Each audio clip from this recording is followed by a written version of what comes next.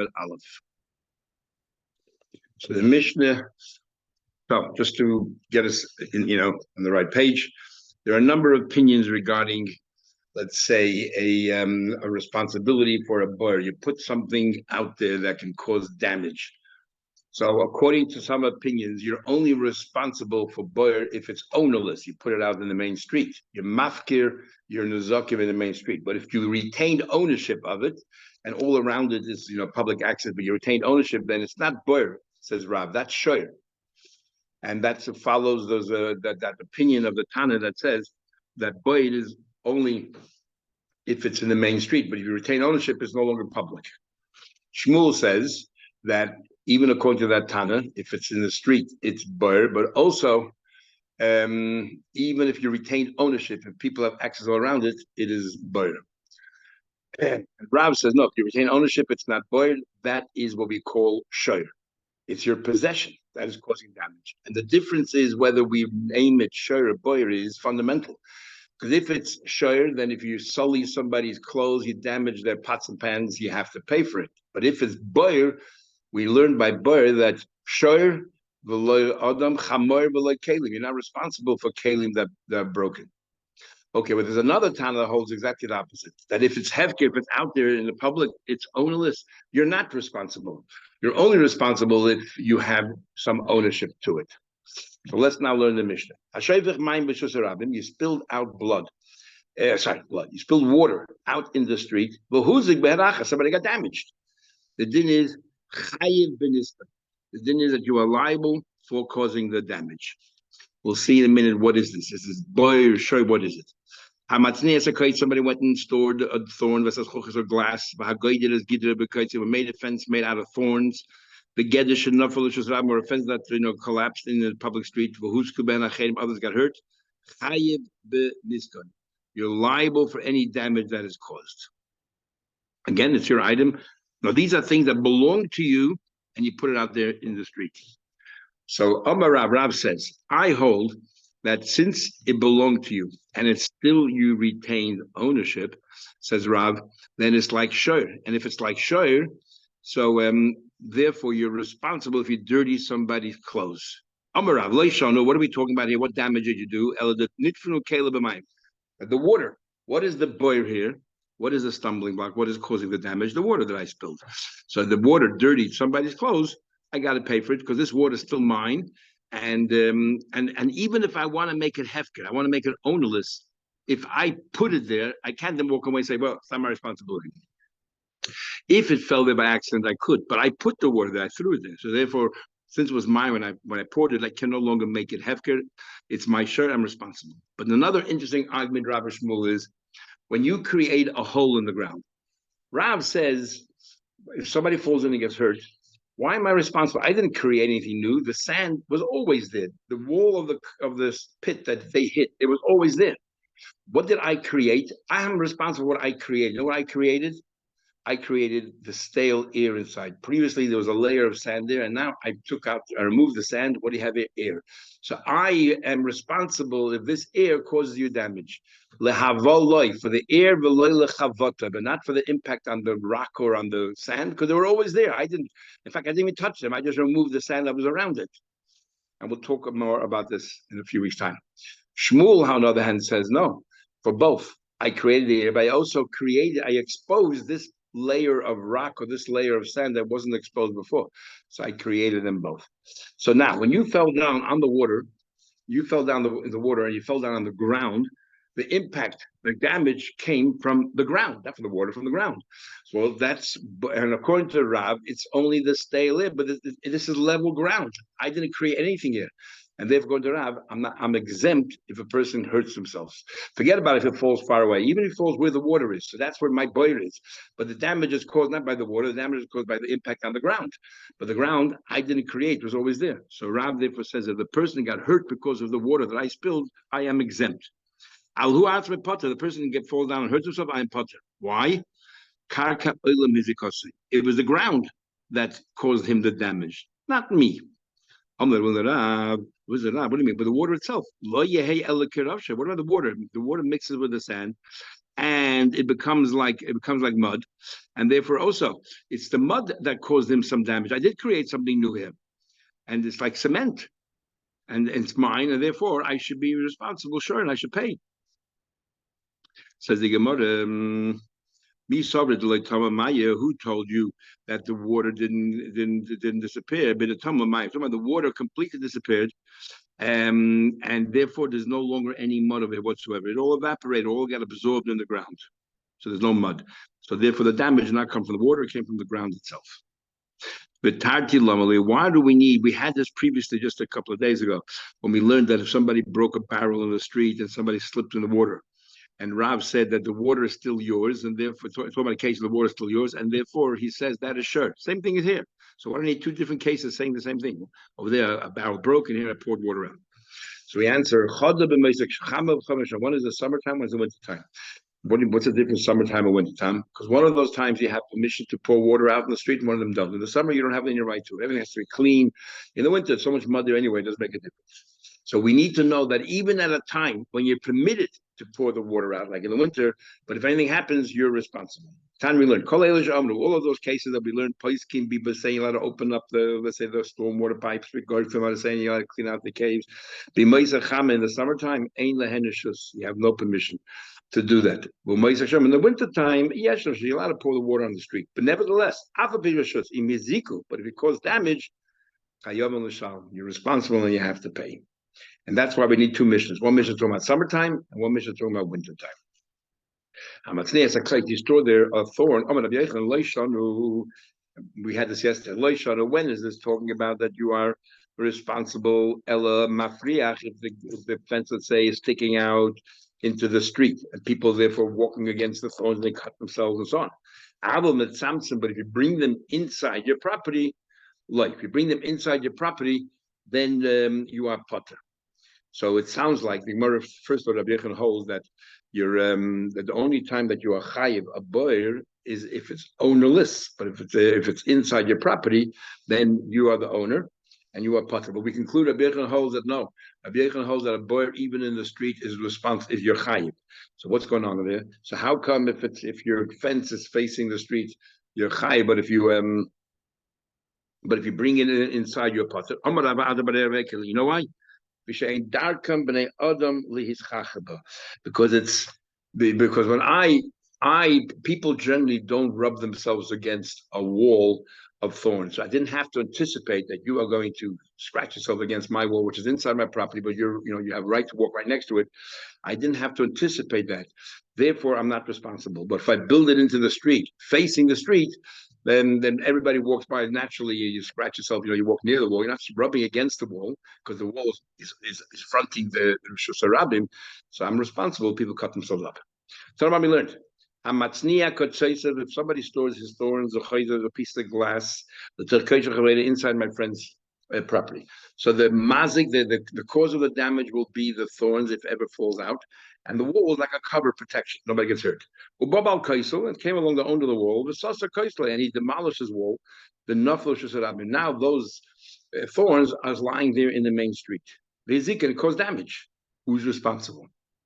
The one who put what's causing the damage of thorns. It's the one who placed the thorns in the wall that caused the damage. So it seems unequivocal that he's the one who's responsible. But then Rabbi Yechon comes along and limits that. It depends.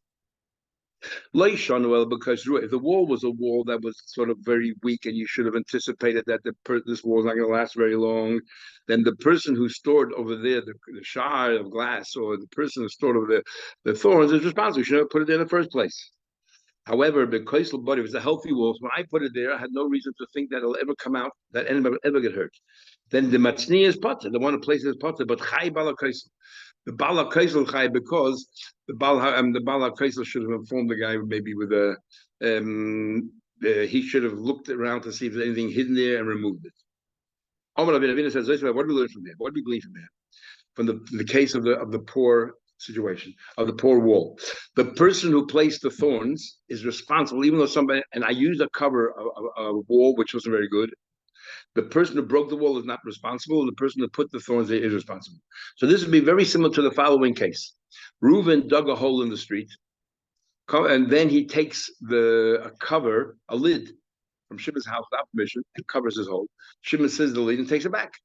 And then somebody falls into the hole. Who's responsible? Reuben for digging the hole or Shimon for removing the lid? Now we can say this here that from this case we can learn out. The person who dug the hole is no different than the person who put the thorns into the wall. If it's a bad wall, then the person who put the thorns is responsible. Here, the lid was not your lid. You had no right to take it in the first place. So therefore, the person, the owner, took the lid back is not responsible. We learn from here, if you cover your pit with somebody else's lid, about to leave and not to deal you, and the owner of the lid comes, hey, I want it back. Chayiv bal habbar, the owner of the bar is chayiv. Obvious, isn't that obvious? This guy dug a hole, took someone else's lid, another guy wants his lid back. No, mountain, I would have thought, Hosmu, the law have the yod delayed. Over in the case of the wall, the guy, didn't know who he should say, who should tell about the thorns, and so on. He didn't know about the thorns. So therefore, we say the guy who placed the thorns there is totally responsible. But Hacha the yodel, here you see there's a pit there, and you're taking the lid away. It's obvious that it's going to be damaged, that it'll be possible that people are going to get hurt. Shouldn't you, the owner of the wall, have responsibility, or the owner of the lid have responsibility to find the owner of the pit and tell them, hey, there's a pit here, I'm about to expose it? No, it's not his responsibility at all. You had no right to take someone else's lid to cover your hole. The early Hasidim, the same, they would hide their thorns with the glass, but so the same inside their field, so they don't want to harm anybody. They would dig a hole in the ground 3 tefachim deep. They shouldn't interfere with somebody's plow share. Or Taisa actually says that we don't want the plow to eventually dig it up. Rav Sheshes shadul no, you should throw it in the fire. It's very similar to Gemara Nida. It talks about nails that a tzaddik would go ahead and bury the nails, but a chassid would burn it, because a chassid would say that if you bury the nails, there's a possibility for it to come up over time. Rav Shadul b'diglas, he would throw them into the river, the Chidekel. Omar Rav Yehuda said, "Hi man, the boy lemeve chassid. You want to be a chassid? Lekayim milzikin." There's a couple. Either learn all the gemaras about the zikin, which is Bava Kama, Bava Bava Basra. Learn these 3 gemaras, because if chassid means you're a mensch, a gentleman, how you deal with other people, and therefore you should learn that. Or just this very din, we just learned that a chassidim would dig in the ground 3 tefachim to bury the thorns. Rava says, you want to be a haiman. Rava says, haiman the boy, you want to be a chassid? Learn Avos, Milad Avos. Learn the entire Masechta Avos, because that's known as Milsa the Chasidusa. Or others say, learn in Avos where it says who's a chassid. Ha'omer, somebody says, Shali, Shalach. Shalach. What's mine is yours, what's yours is yours. That's a chassid. And the third opinion is to do Masechta Brachas, which is either the laws of Brachas, like Ibn Chananel says, or others say it means in Brachas it says either the early chassidim would spend an hour before davening to meditate and an hour after davening. That's what it means. When be a chassid, do what it says in Masechta Brachas. Or also Masechta Brachas, we learned a chassidim that there's a way of sort of circumventing the rules of giving ma'aser. If you bring it into the house with its husk on or through a skylight, you don't have to give ma'aser. But the chassidim would always make sure that they would bring it in properly without the husk on and through the front door. So that's what it means. Next Mishnah. Okay, so Hamoiti is talking about kasha. Somebody takes out a straw, different kinds of straw. The small straw, bigger straw, less mature, more mature, into the street. Liz bowling. What did you bring it out for? Because you want it to turn to compost. People walk on it, and when they walk on it, it becomes, from straw, it turns into compost fertilizer. You can use it, which adds value. But who's it been achan? While I was there, somebody got hurt. Chayiv ben Yizka, you're chayiv in the nezek, because you really shouldn't have put it there. And the cholav kaid mazachad, also we say that anybody who takes it can keep it, because they have no right to put it there. Now in the Gemara, we're going to have an argument between Rav and Ziri. What exactly can you keep? The improvements, for example, it turned into compost. Can I take it and keep it entirely just the way it is, like Rav says? Or I take it, I look at the value of the compost, maybe it's $100 now, but the straw, if it still remains in the state of straw, it'll be worth $15. So I got to pay the $15 back for the straw, and what I'm keeping is the benefit that you had from placing it in a public place when you shouldn't have done it in the first place. Shimon ben Gamliel said, anybody places one of these objects in a shusharab, the hezik, and it causes damage, you have to pay. So what's he adding to the Tanna Kama? In one version, what he's adding is exactly what we just said. The Tanna Kama says that all you can keep is the Tanna Kama, all you can keep is the benefit that improves in Shus Rabim. And according to Rav Shimon Gamliel, you can keep the actual the item itself. That's number one. And number two, he argues in the Kol HaKoyde Behen Zocher. Shimon says that you even at times that you have permission to put things in the street, even though you have permission, you are responsible if anybody gets hurt. And somebody can take it. People can take it. You turn over dung in the street. Now, dung, we'll see later more, does not improve by being in the street. But if you move it from place one to place two, and if you lifted it above 3 tefachim, I now became the owner, so I'm responsible. Or even below 3 tefachim, if I intended to make it mine. But who's been somebody got hurt? The one who picked it up or moved it is the one who is liable. So Leima Maslis, and it seems clear that our Mishnah, the like Rabbi Yehuda, our Mishnah holds you responsible, even though you're permitted to put things out there, is not like Rabbi Yehuda. Why? Because Tanya Yehuda says, B'shas etzos volume in the season when it's time to put out all these fertilizers out in the street. Otherwise, you can bring it outside, but make sure you collect it after 30 days, because then beyond that, it doesn't really improve. And then it's just a hazard.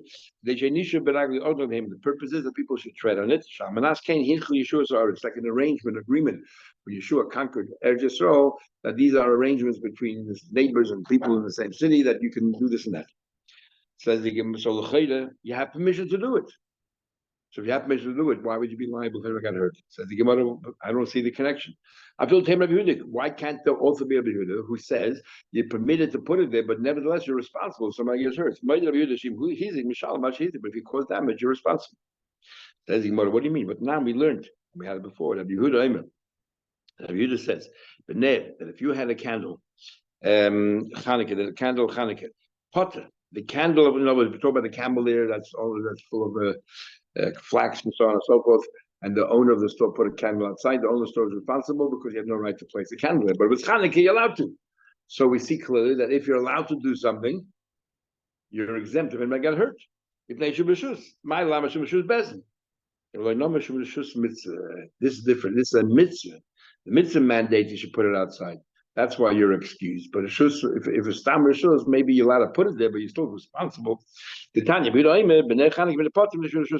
clearly why are you patik with the rishus of a mitzvah. All these cases that we said that you're allowed to place Rabim, because damage you have to pay. And Rabbi Yehuda patis. He says in this brisa that all those things that you permitted to put in Shus Rabim, fine, but you're liable. Rabbi Yehuda clearly says you're exempt. So obviously our Mishnah is not Rabbi Yehuda. So you want to know? Rabbi Nachman, Maslisin Shaloi B'Shas Feitzos as well. Rabbi Yehuda said before that if it's a season of putting out fertilizer, you can put it out. So maybe you know Taki, and then if something happens, you're exempt because you're allowed to. However, in our Mishnah talking about it's not the season of putting out fertilizer. Therefore, you are responsible. Says the Gemara, Rav Ashi, another answer. Rabbi Yehuda is talking about putting out the soft things, which therefore doesn't really cause damage. Our Mishnah is talking about you putting out straw, which is tough and slippery, and people slip or slide, and they get hurt. So therefore, because our Mishnah is much more susceptible to cause, or is ready to cause damage, therefore Rabbi Yehuda says you're responsible. Mishum the Misharki, the slippery. Then the Mishnah said, whoever takes it first and keep it. So this is the argument we mentioned before. Rav said, not only can you keep the improvement, you can keep the actual straw as well. It's a penalty. And I can keep the improvement. You had no right to place it in a public street. So if you put it in a public street, whatever benefit you have, we can take away from you. But the actual straw you cannot take because that belongs to somebody else. The Mike Mitzvah, so what exactly the argument? Rav says, well, penalize that you lose the straw itself. And Zidi holds, we're not going to penalize.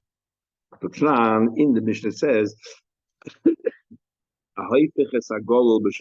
somebody moves around the dung in the public street, and someone else got damaged, you're actually chayiv in the nezik. It says that you have to pay if anybody got hurt. But in this clause, the Mishnah does not say, but you can take the dung. Why does the Mishnah say you can take the dung? But Pasha, you know why? Because dung has no improvement, and you're not allowed to take the thing itself. You can only take the improvement. Therefore, there's nothing to take. So that proves that Zeiri is right. That the only thing you can keep freely is the improvement in the street. So the ilu doesn't say you can keep whatever you took. So therefore, it does not prove because there's no improvement. Says the Gemara, and the only thing you can keep is the improvement in the street. Says the Gemara, no proof. And you think the Mishnah, every single case has to spell out the same thing. Tanu the ratio the safe. It tells in the ratio the same thing applies to the safe. Says the Gemara, what are you talking about? It says in the Brisa, it's only a law, so she gives us clue. You're not allowed to take the dung. So the Gemara says maybe Kitani Asudi Mishum Gezel Akula Mastisikoi. Maybe what the Brisa is saying here that it's forbidden to take it is talking about person number 3. Person number 1 puts it down. Person number 2 takes it and then improvement and keeps it. And person number 3 then wants to take it from person number 2 because he thinks person number 2, you found it in the street. Why can't I take it? You're a ganef. That's what he means over here.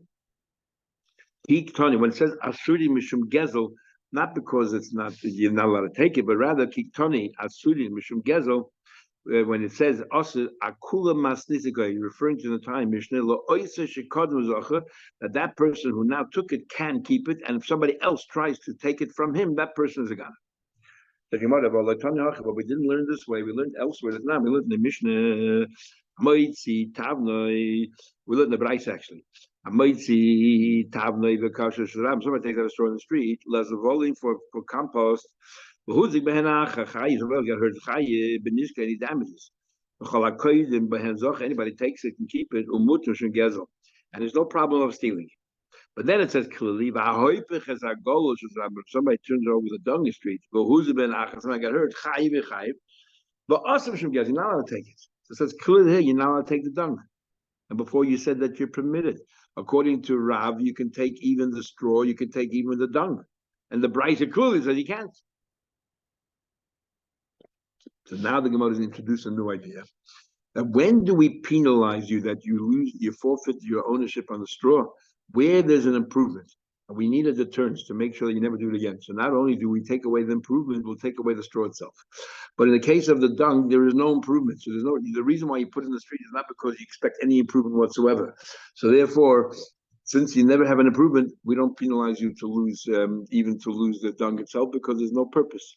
Golol Karamis, you're asking a question from dung to the case of the straw. Something which will improve. If you decide to penalize the one, you lose the straw as well. But something has no improvement. They did not penalize at all to forfeit the dung, and therefore you can keep the dung. Says the Gemara, you have an interesting question. Going to Rav, who says that you penalize, you lose the straw itself because of improvement. When do you lose a straw? Can somebody who sees the straw in the street take it straight away? Or do they have to wait until it turns into fertilizer? Now I can take it. La'alta comes in and penalize you straight away. Or we penalize you only when it improves. Coming here. Because we asked a question on Rav from dung, and we said, look, how come dung you cannot keep and straw you could? And now dung has no improvement, which means we think that pshat in the Mishnah is that even something has no improvement, you can keep, and that's what we're asking a question. We're asking a question on Rav. Sorry, there's no improvement. It says you cannot keep the dung. That means it's a question of Rav, and therefore, if you hold that you can keep the dung and you keep the improvement, if you hold that you can keep everything, it seems. It doesn't matter whether the improvement is there or not, because Gola, we're asking, shouldn't the law be by Gola as well that you can keep it? And Gola will never have, Gola has no improvement, and yet we're saying you should keep the item the way it is. So when Rav said you can keep the straw because of the improvement, it sounds like even before it was improved, even before it turned fertilizer, the straw in its current state, you can take it, just like the Gemara thought dung you can take it. From the Gemara's question, says the Gemara, does that make sense what you just said? When we asked the question of dung, before we knew what Nachman said, who made a distinction whether something ever will have an improvement or not. But the boss of the Shor Nachman, once Nachman came along, and Nachman said that no, there's a big difference between dung that will never have improvement, so therefore you can't take it at all. But straw that will have an improvement, you can keep the straw itself. The question goes back: when? You take straight away, or only when it's an improvement happened. The boss cloud. So that's the way. You can't ask any more about gold. You can't bring it in. It's a totally different story altogether.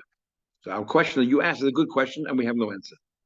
Says the Gemara, let us say that this very argument of Avaziri, if you did something wrong, do we also penalize you that things you did right you get punished for as well or not, is an argument of Rameir and the Chachamim. What's the story? You're not allowed to lend anybody money with interest. Obviously, the trader says you're not allowed to pay interest, and the trader also says you should not place a loan of interest in front of somebody. So, and you did.